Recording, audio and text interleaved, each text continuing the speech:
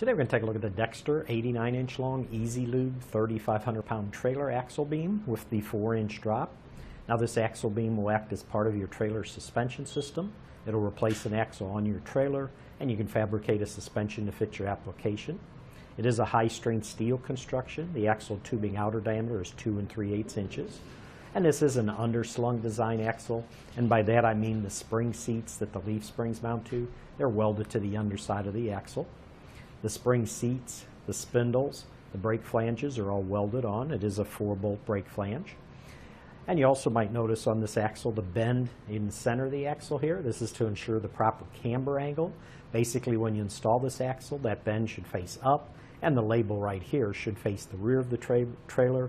And if that label's missing, you can use the wires they have on here for the electric brake wires to point to the rear of the trailer. Having that center ride a bit higher and the sides of the axle bent lower allows that axle to give just enough to compensate for the load that's put on the trailer.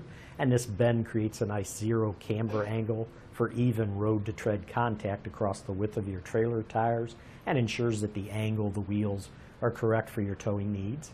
The result gives you a nice excellent straight line acceleration for steady controlled towing. These are 4-inch dropped EZ-Lube spindles. You can see the spindles right here, the axle's down here, so there's a 4-inch drop. The lowered axle beam provides a lower deck height for easier loading and unloading. And on an EZ-Lube axle or on EZ-Lube spindle, they have these built-in grease Zerk fittings on the end, and that allows you to put your grease gun on there and lubricate your bearings without having to disassemble the hub and grease the bearings manually.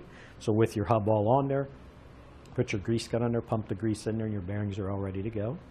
Does include the castle nuts, the D washers, and the retaining washers to hold the hub into place. This part is made in the USA. A few specs on it. The weight capacity is 3,500 pounds. And the last thing I want to mention is there's 2 critical measurements on an axle.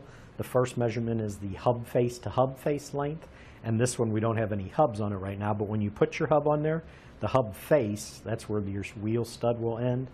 If you measure from the hub face on this side, and then if you had a hub on that end to the hub face on this side, on that side, the length on this would be 89 inches.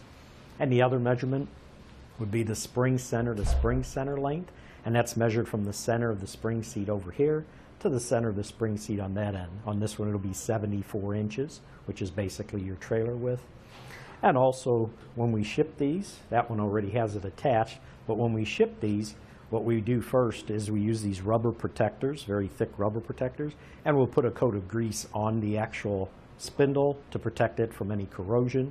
And then we'll just slide this cover over it all the way on securely, and it holds it into place and keeps it protected from any damage.